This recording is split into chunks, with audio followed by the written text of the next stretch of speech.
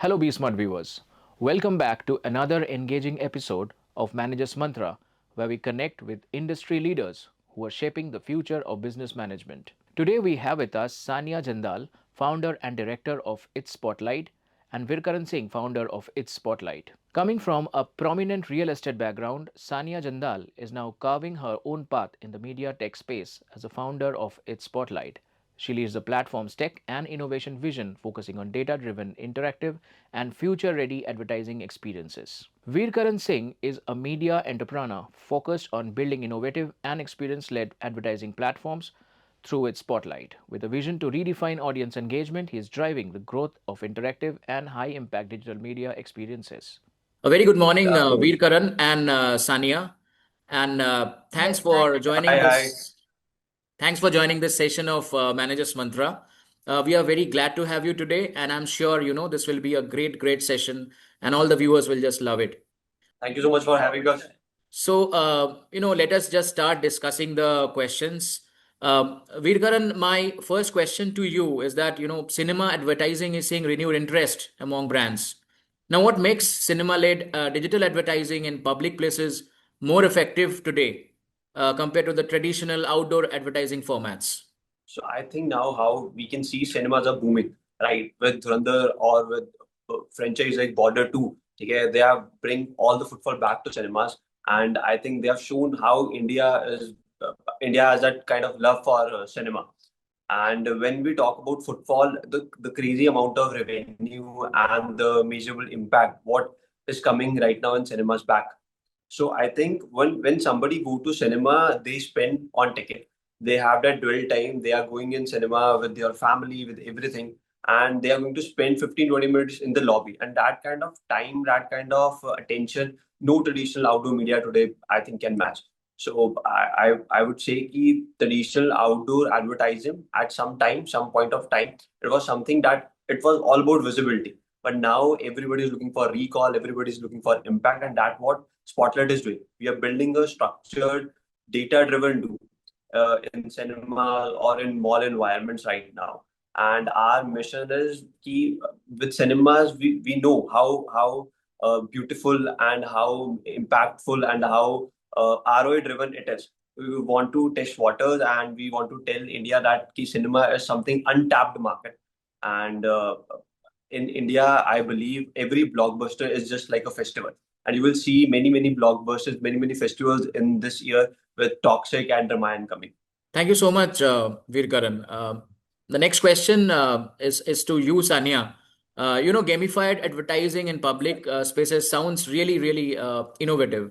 But how scalable is it commercially across, especially the tier 2 and tier 3 cities in India?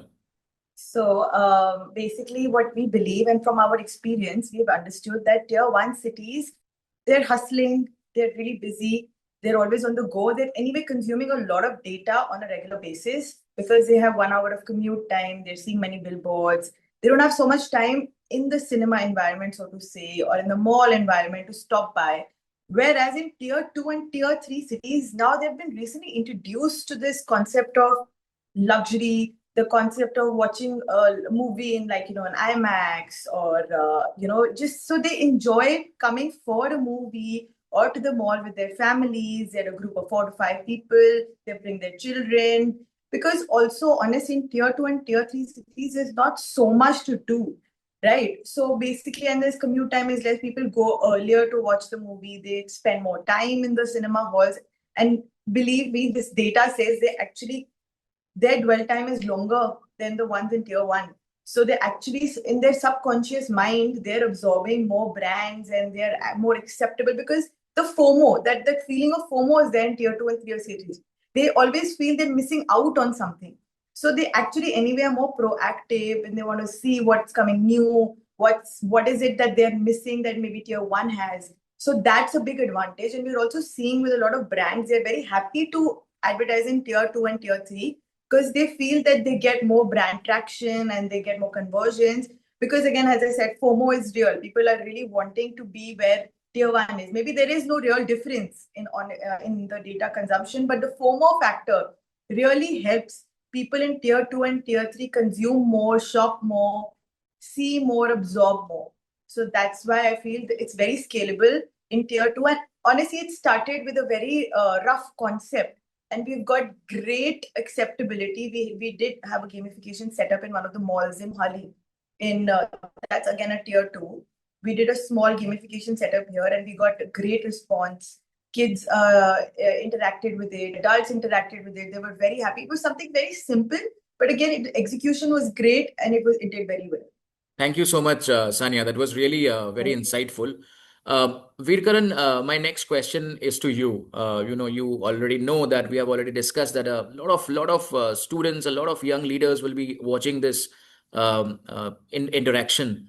Now, how can Right. young leaders in branding rethink media planning, especially amid this point of time when consumer attention span is really shrinking? In a world dominated by mobile screens, why do you believe physical advertising environments still matter a lot? So I believe coming from an marketing background myself, I have been on the other side also. So I used to select media buying for India's biggest FMGC or real estate clients. So I know what exactly they need. Right now, young leaders are after ROI, metrics, CPM. That is all what they need, and that is what the future is. So we are also in that direction. But the beauty of hoardings or beauty of billboard, no mobile screen, nothing can match. So that is, I think, in India now we know we are placing screens, we are coming up with more and more cameras, innovation. But India में अभी बहुत सारी चीजें ऐसी है that what we have to achieve. When we see, Times Square, when we see London, so we are into that direction. And I think the young leaders should understand that CPM metrics, everything is important. But 3 minutes of 3 seconds of, I think that swipe or reel thumb, उससे ज़्यादा important is that 1 minute of real attention in cinema or malls. So it is not about now just the impact. It is about the engagement also. So in cinemas or you see in mall, we are also trying to build a engagement kind of a ecosystem. So everywhere you put screen, it is with camera. So cameras are getting you data, age, how many seconds have you paused the screen, everything. And that is what I think young leaders need. But I want to mention again, so traditional outdoor thing, that 100 bazillion of billboards and everything, that I think somewhere now young leaders are not picking or choosing. Thank you so much, Virkaran. Sania, my next question to you. Today, perhaps no discussion is complete without talking about artificial intelligence, Yeah. which is the buzz of this time. Now, with AI and interactive technology rapidly changing the media industry, and not just the media industry, it has already disrupted several sectors. What role do you see tech playing in the future of cinema and experiential advertising? So I feel that tech is the most important thing in advertising, to be honest. Maybe it was people were just advertising in traditional screens and they thought that, just they would put their budgets that this is for the OH, this is for the traditional billboards. But what we want to do is we want to make it smarter and more intelligent advertising. And we want to tell the brands that, you should know where to put your money. So that's where data comes in. We want really help. So also I would back that with our own personal data. So I'll come to it at the end.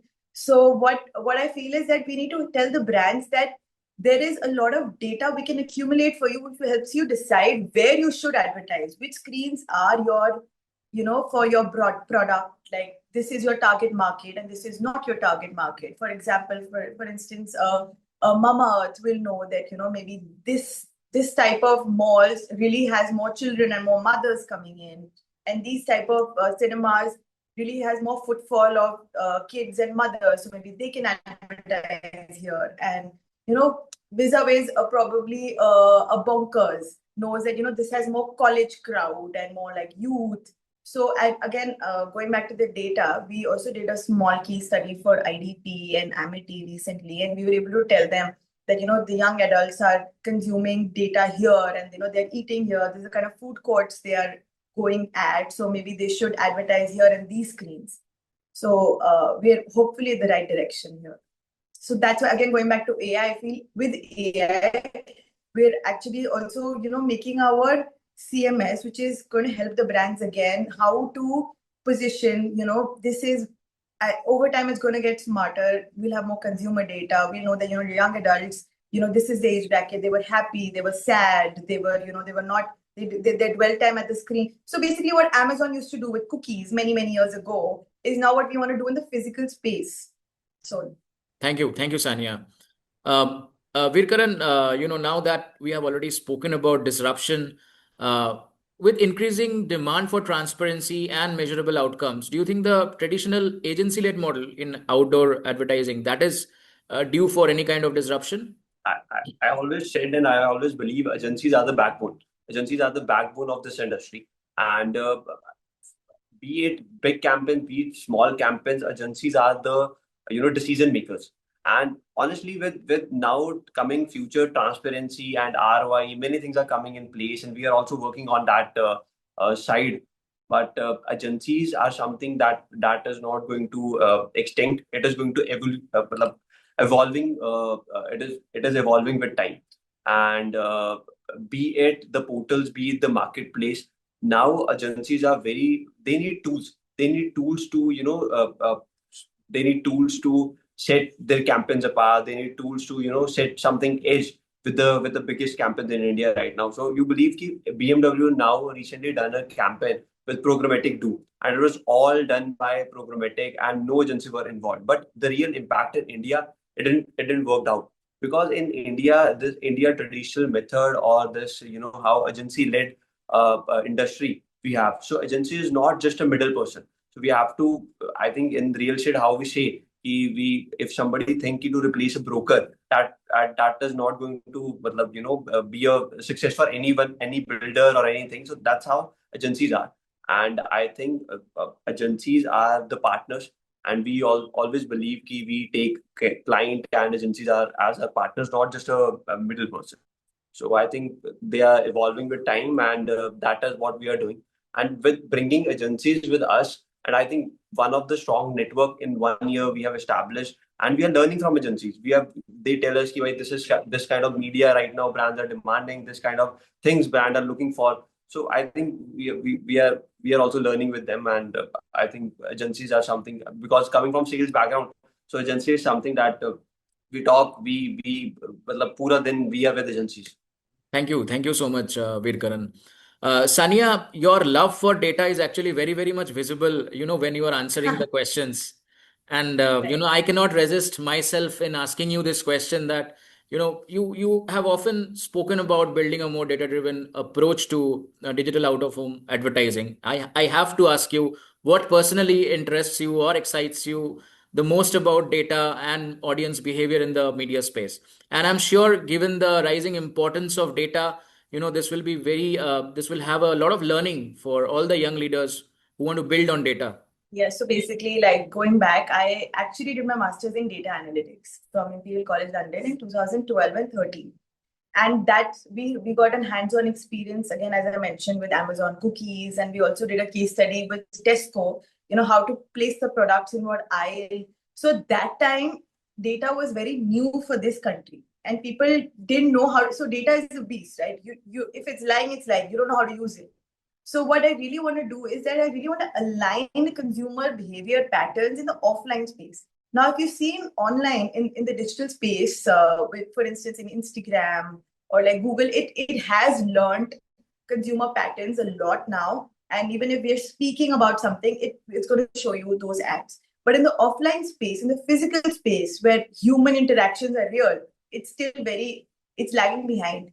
And I feel there is no harm if we can tailor made your needs, your demands to your patterns, your past purchasing power, your past consumer patterns, and what you like or what you don't like. So that's why I feel data is the key now for to be it FMCG, be it retail, be it any industry. We need, everybody is consuming data, everybody is leaving their numbers, their email addresses, but no one is really able to properly consolidate that data in the real sense in our ever growing Indian market. Like obviously we know that on Amazon or a test, everyone's doing it, but here we're still learning. So I really would like to utilize that. Thank you so much, Sanya. Now that we know the reason, of yours loving data so much, moving I on hope that's a to, good thing. yeah, yeah, of course, especially in amid this situation where, companies will probably lag behind if they don't build on data. Yes, So, yes, Totally. yes. so completely agree to this. Veerkaran, moving on to you, you yourself is a great example, and you can inspire many. You yourself are a young leader. Uh, Now, if I can take your journey as an example, what management lessons have you learned while building this venture in a fragmented industry like outdoor advertising? So I think long back I started from an advertising agency myself, and I've been into the designing side of it. So I used to make hoardings or billboard designs for million of companies. So I think for them everything was about ki just in a city just put thousands of billboards, and that is what we are doing. That is what everybody was like. Ki, okay, this is but put thousands of billboards, and that is your brand awareness is done. But right now, this industry needs much more the futuristic approach. Everybody, when you see Times Square, when you see London, and when you see Bombay also now, okay, everybody is running after data. Everybody is running after data-driven too, okay, and that what we are trying to build, and we are building in malls and cinema. And the lesson I learned from this industry is very old school, and they are not happy that somebody is bringing tech in it. But I think tech will sustain, and tech is something that the tech is something that need of the hour. I believe now clients are also demanding for proof of play. Clients are also demanding for proper ROI. Every rupee, every penny spent, they're asking for the measurable impact. And this is not. I say this is not a fragmented industry. This is an industry that has a lot of potential now. And how next 3 4 years, I can see how screens are evolving. How every हम कह सकते हैं every road, every how government is also helping us with all the screens, new tenders, new. So I believe next 3 4 years is the main future of this India when it comes to screen industry, when it comes to our industry, and more or more tech, more or more marketplace, more and more data driven do will help all of us to make this industry more beautiful, more versatile, and I think more prepare for future. Thank you so much, Virkar. I'm sure all these insights will really helpful the young leaders looking up to this interview, this interaction. Sanya, before we wrap up the session, my last question to you. The aspirations of Gen Z has evolved a lot, and it is still evolving. The next crop of MBA students, they probably not only look up to joining traditional companies, conventional verticals like marketing or finance, HR. A lot of them are looking at diverse fields, diverse sectors. A lot of the students, they are interested to join media tech startups. Now, what skills do you think are becoming most valuable today? Is it analytics? Is it storytelling, sales, product innovation? What do you think about it? Right. So, in my opinion, I mean, obviously, everyone has a different perspective to look at it. I feel you cannot now super specialize in one skill set. I don't think that is going to work. You need to have a combination of all, because I feel now sales and marketing and storytelling and analytics, everything goes hand in hand.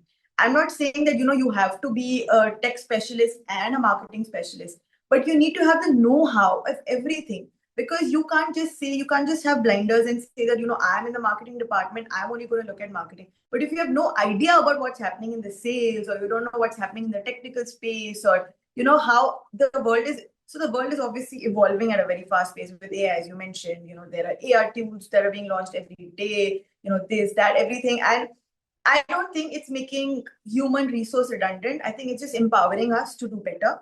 So in that, looking at that also, I feel you can't just be like, I'm only doing sales, I'm not getting, you don't talk to me about what's happening in the other department. You need to coexist, especially if you're saying they want to get into the startup space. A startup space is a fiery bag space. You can't, you have to be involved in every department. You have to learn and unlearn all the old habits. You have to ever so be looking at what's happening in the international market, what global companies are doing. You have to do everything. I don't believe that, of course, you can't, I don't expect that you're an accountant and those are very super specialized, but as a general phenomena, you must know everything. Thank you so much, Sania. And thank you once again, both of you, Veerkaran and Yes. Sania, for joining in today.